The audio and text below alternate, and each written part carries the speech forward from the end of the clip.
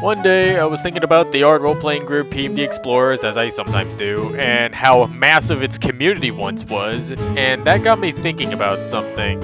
How big is Tao Village's population?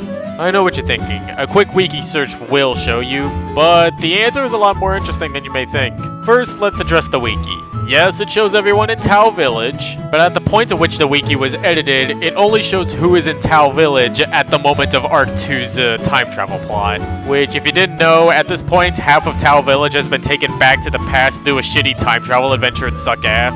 But thanks to past revisions of that character page being visible, we can construct a list of characters for a hypothetical where everyone is returned to the present, all the characters from the past stay in the past, because yes, them being in the present was a future plot point according to the Mission 8 epilogue. Anano's takeover was foiled by everyone in town, and the plot follows the implications of what would happen in the future because the rest of the plot is still unknown, and I'm still waiting for my surprise source to get back to me on that. So, in this hypothetical scenario, the characters we'd have at this point in time would be PK, Shroomsworth after he makes up with PK and returns to Tao, Malt, Sandy, now is his whiteless, Rhodes, because the wiki states so, Chill, but not the one written by Crayon Chewer, which is the superior one, Fresnel, I think, yeah sure, let's go with that, Devonshire, Gunpowder, Dimitri, Auntie Kanga, Bartholomew, Wilbur, and Orville, Chrysanthos, Sherry, and Nasher, Michelle, Virgil, and Scout, Archimedes, and Cyclone, Vertigo and Hops, Pal and Pallet, Master Fu and Master Shao, Callahan and Zaru, this Ambipom named Hachel, yeah sure I guess, Dr. Kaiser, Quack, and Remedy and Poppy, Gerard and Vic, Gabrielle and Ezekiel, and Nugget and Or. Some follow-up notes. Michael is presumed to be killed after the epilogue due to controversies with his creator, and Maple was taken back to home by Syrup during the Mission 8 epilogue after Mike's crash out beforehand. So that leaves us with a character total of 40 so far. Adding the Tao Ranch crew, we have Ovaltine, Iceberg, Strawberry, Puzzle, Reuben, Clover, and Resin for a 7-character addition to a 47-character total. So you'd think that should be it, right? Well, not quite. That list only counted NPC characters. We still have the player characters to count. Now here's where we run into a little problem. Yes, there exists a list of a lot of player teams and each character in it, but not all teams are included, presumably due to time reasons or because of the group's closure. Unfortunately, there's nothing I can really do about that. If you watch my old live streams where I go through PMDE applications, you know that a lot of apps are lost to time and aren't recoverable, meaning this spreadsheet is the only definitive proof that they exist.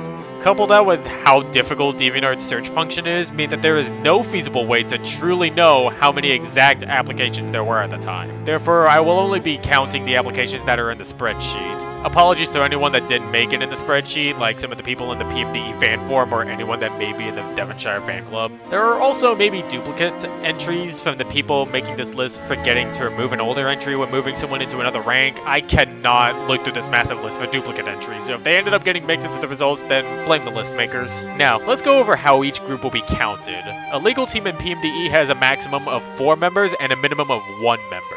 Teams can only start with 1 or 2 Pokemon and must earn members along the way. There's also no limits on how many teams a single person can make, as also witnessed in the live streams. Usually there would only be like 1 or 2 teams per person, but hey, if anyone was able to juggle 3 or more teams for this thing, that's a power move for them. Next, I'll describe the ranks that this group had, because each member was divided up into one of 5 groups based on skill and the type of creative work they did.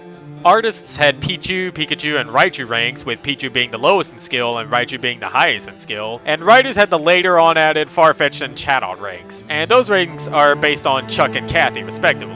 If you don't know PMDE lore, they're both a duo in charge of making newspapers for Tao, with Chuck being the inadequate and amateur one of the duo, and Kathy being the opposite of that. Let's start the counts with the rank with the least amount of teams, Chatot rank. Seems there was a rarity of professional level writers in the group, because this rank only had 158 teams, so that starts off with at least 158 Pokemon in each of them. Of those 158 teams, 145 of them had a second member, 23 of them had a third member, and 10 of them had a fourth member. That gives us a total of 336 Pokemon in total for this rank. Going up in team count is the Farfetch'd rank. To start, they had a team total of 537, and of those 537 teams, 490 had a second member, 75 had a third member, and 11 had a fourth member. I'm surprised there's a single member difference in the number of 4-member teams there. I thought there would be way more. But anyway, that gives us a total of 1,113 Pokemon in this rank.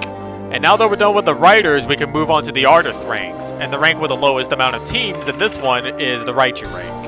Raichu rank starts us off with 631 teams, and of those 631 teams, 577 of them had a second member, 86 had a third, and 14 had a fourth member. That gives us a total of 1,312 Pokemon for the Raichu rank. After that, we have the Pichu rank. Pichu rank has 715 teams, and in all of the 715 teams, 639 of them had a second team member, 59 of them had a third team member, and only 15 of them had a fourth team member, which gives us a total of 1,425 Pokemon. And finally, we have the Pikachu rank with the most number of teams. Now, I want you, whether you've seen my application exploration live streams or not, to guess how many teams were in this rank alone. Got a number in your head? Okay, let's begin. Pikachu rank has 1,760 recorded teams. Surprising, isn't it? Now, of those teams, 1,601 of them had a second member, 194 of them had a third member, and 45 of them had a fourth, giving us a total of 3,600 Pokemon exact. That is a really big number. Now that we have all the player characters counted, let's tally up the total. We've got 40 Tao Village NPC residents, 7 Tao Ranch NPC residents, 336 player Pokemon in the Chatot rank, 1,113 in Farfetch'd rank, 1,308 in Raichu, 1,425 in Pichu, and 3,600 in Pikachu. When you add all of this up, you have a total of 7,829 total residents of Tao Village. With that high of a number, Tao would be a city at this point. Not only that, the Merchants Guild would likely be very rich from all the Pokemon renting housing, buying things from them, and doing work for them. Now, don't make me do monetary calculations for that. I already went through a headache doing something like that for the Wigglytuff's Guild in an attempt to prove that Chatot isn't the greedy bastard everyone makes fun of him for supposedly being. If you want me to turn that Tumblr post into a video, let me know. Oh, and just for funsies, here's a list of how many teams were in each guild as organized by rank. Seeing this is funny to me because PK's guild has the least amount of teams, not even breaking 1,000. But as much as I want to point and laugh at PK's short team size, these numbers are nothing to scoff over. PMD-E was massive in member size, and seeing numbers like this is entirely impossible for active art role-playing groups and similar groups nowadays, especially on modern DeviantArt. Now, I'm sure you have some questions about the statistics, and let's go over the obvious one. Why were there so few 4-member teams? To make it short, some group members didn't do a lot for their teams, some not even doing a single mission. Others may have wanted their team to stay a duo or trio for story reasons. Maybe for those same story reasons they killed off a member, because that can happen. Or maybe they just chose not to go through the trouble of coming up with and writing or drawing a new character, which is perfectly understandable. The final reason may be because of how you get new members in the first place. You can't just slap on a new team member whenever you want. You have to earn them at specific points in time. Your first opportunity to have done this would have been during Mission 6, the start of Arc 2, and the rules of getting a new member are as follows. Your team must have participated within at least one mission period and completed at least one mission in them. For example, if you have completed a mission in, let's say, Mission 1, then you are eligible. Completing an event does not count towards this, by the way. That means if your team joined up in Mission 6, then, well, you shit out of luck. But anyway, if you completed at least one mission, then you're allowed to adopt an egg from a limited selection.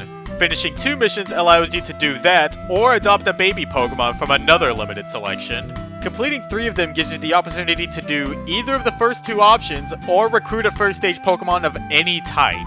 For example, you could have an Abra, or a Squirtle, or any Pokemon that just couldn't evolve at that time, like Farfetch'd or Stantler. Then completing 4 missions lets you do any of those other options, or recruit a second stage Pokemon. You could have only done one of these options, by the way. Your next opportunities would have came with the new task system introduced in January of 2013. Starting from February and continuing for every month except April and July, if you earn 5 points from completing tasks, you can exchange them to adopt new team members from a limited selection of types. So if any team wanted 4 members, the least they would have done, it kind of depends on when they joined. If they joined prior to Mission 6, then they would have had to complete 1 mission in order to get the free party member that way, and then get the 5 points from the tasks in order to adopt an egg. If they joined after Mission 6, then they would have had to do 10 points worth of tasks over the course of 2 months in order to adopt 2 eggs that way. And even then, the selection was limited to just a few types, so you wouldn't be guaranteed to get the exact Pokemon you wanted on your team. I actually did look through all of the egg types, and the only type that has yet to appear at that point, barring Fairy type because Gen 6 didn't release at that point in time yet, is Ice type. Well, anyway, no matter your options, you had to be very committed to doing missions and tasks to get a team of 4. And even then, you had to be committed to writing that 4th team member. That's the reason why there were so few 4-member teams. Hats off to anyone who was that dedicated to get that big of a team back then. And thus that concludes yet another PMDE video. Thanks for watching till the end and understanding that yes, I am still willing to make these types of videos. Despite me posting a lot of Mugen and Team Fortress 2 stuff recently, that doesn't mean I don't have the drive to continue looking into PMD-Explorers stuff. I've just been focused on a lot of my creative work, like making Mugen characters and working on Eternal Bliss and how I don't want to take 2 years to finish a single act on that thing again. By the way, if you want to check out what I've been doing with Shroomsworth, Sporeguard, Rhodes, and Slasher since they were given to me as OCs, I'll leave a link to the Eternal Bliss Tumblr account in the description because my DeviantArt is a fucking mess. I think the only other thing I have to say is that PMDE's 15th anniversary is coming up this year on April Fool's the 1st. I don't know if anyone is doing anything for it, like how there was a 10th anniversary collab sort of thing. But if no one is thinking of anything to do, then I might host a stream where I read through the entirety of PMDE. I plan on going mission by mission, covering any backstories whenever necessary, and that will also include the not safe for work stories. I won't be reading the entirety of those, just condensing a few parts into summaries. I'll be doing the funny voices, I will be summarizing each mission as we end them as well. And I'm hoping that by the end of the multi-part streams, I'll have an outline that I can use to make a PMDE lore in a nutshell part 1 video for everyone to watch. And yeah, that covers everything I wanted to personally say, so see you later.